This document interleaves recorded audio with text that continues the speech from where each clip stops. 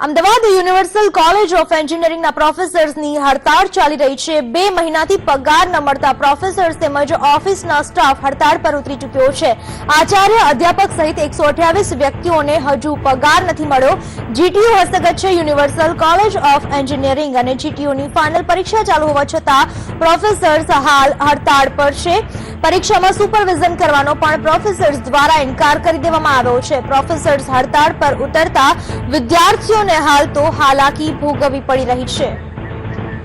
વધુ માહિતી આપવા આપણી સાથે જોડાઈ ચૂક્યા છે મારા સંવાદદાતા મિતેશ ગોયલ। મિતેશ, એક તરફ પ્રોફેસર્સ હડતાળ પર ઉતરી ચૂક્યા છે, બીજી તરફ વિદ્યાર્થીઓની હાલત કફોડી બની છે અને ઉપરથી એક્ઝામ ચાલી રહી છે, શું કહેશો મિતેશ?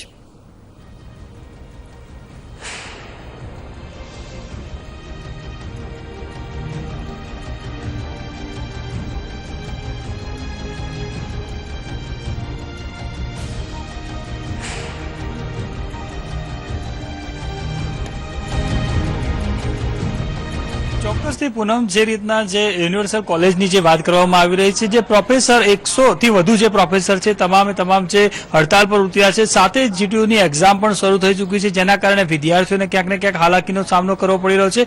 પરંતુ જે આ યુનિવર્સલ કોલેજ આવેલા છે તેમના જે પ્રોફેસર છે તેમની જે છેલ્લા 2 મહિનાથી તેમનો પગાર નથી થયો, તે માટે તે લોકો આખરે હડતાળ પર ઉતરવાનું નક્કી કરી લીધું છે। આપ દ્રશ્યમાં જોઈ શકો છો કે જે પણ પ્રોફેસર છે અને સ્ટાફગણ છે તે તમામે તમામ હાલ સવારથી હડતાળ પર ઉતર્યા છે અને પોતાની એક જ માંગણી છે કે તેમને 2 મહિનાથી જે તેમનું વેતન છે તે ચૂકવવામાં આવ્યું નથી, જેથી કરીને તે વેતન શા કારણથી નથી ચૂકવાયું તે તેમનો પ્રશ્ન છે। અને આ અંગે અનેક રજૂઆત તેમને લેખિત અને મૌખિકમાં પણ જે સત્તાધીશ અધિકારી છે, જે ટ્રસ્ટીગણ છે તેમને કરવામાં આવ્યું છે, પરંતુ હજુ સુધી એટલે કે 2 મહિનાથી આનો કોઈ જ નિવડો નથી આવ્યો। આખરે અંતે આ પ્રોફેસરોએ હડતાળ કરવાનું નક્કી કર્યું છે। હવે તેમની માંગણી એક જ છે કે તેમને તેમનો પગાર જે બાકી રહેલો છે તે ચૂકવવામાં આવે અને જે કોલેજનું કાર્ય છે તે શરૂ કરવામાં આવશે। આ સમગ્ર મુદ્દે અહીંયા આપણી સાથે પ્રોફેસર જોડાયેલા છે, આપણે તેમને જ સીધા પૂછીશું કે તેમને શું કહેવું છે।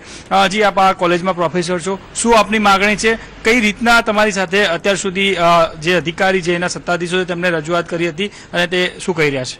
ઓકે, હવે હું આ કોલેજમાં 3 વર્ષથી છું અને છેલ્લા 2 મહિનાથી સેલેરી થઈ નથી અને એના માટે અમે બધી જ રજૂઆત કરેલી છે।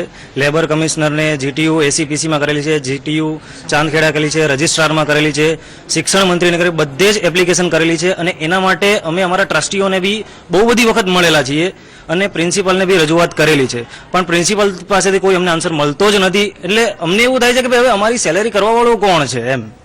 જી, તો તેનો જવાબ શું મળે છે અત્યાર સુધીમાં તમને? તો જવાબમાં તો એવું છે કે ભાઈ કોઈની પાસે કોઈ જવાબ જ નથી। એટલે હવે અત્યારે અમારી પ્રોસીજર એ છે કે ભાઈ અમારી સેલેરી કરે છે કોણ, એટલી છે સામે તો આવશે ને, આ બધું કરીએ તો એટલી છે સામે તો આવશે ને, કારણ કે અત્યારે અમને ખબર જ નથી કે અમારી સેલેરી કોણ કરે છે અને અમે કોના માટે કામ કરીએ છીએ। આ જ બાબતે જયારે પ્રિન્સિપાલ આપના જે કોલેજના છે તેમની સાથે વાત થઈ, તેમના દ્વારા કહેવામાં એવું આવ્યું છે કે આખું કોલેજનું જે એકાઉન્ટ છે તે જ બંધ કરી દેવાયું છે, તે વિશે શું કહેશો? હવે આ તો બધા ટ્રસ્ટીઓના કદાચ અમને એ બધી મેટર બી ખબર નથી। હવે એમાં ન્યૂઝ મળ્યા છે કે ભાઈ એકાઉન્ટ સીઝ થઈ ગયેલું છે, પણ હવે એકાઉન્ટ એકચ્યુઅલી સીઝ થયું છે કે નથી થયું કે એ તો અમને ખ્યાલ જ ન હોય, કારણ કે એ તો બધું મેનેજમેન્ટનો મામલો છે બધો। અને આપની હવે શું માંગણી છે આખરે? અમારે 2 મહિનાની સેલેરી જોઈએ છે। ઓક્ટોબરથી આ વસ્તુ ચાલી આવે છે કે દરેક મહિને સેલેરીનો વિલંબ થાય છે, 2 મહિને 3 મહિને દરેક વાર રજૂઆતો કરીએ, કોઈ નિવેડો આવતો નથી।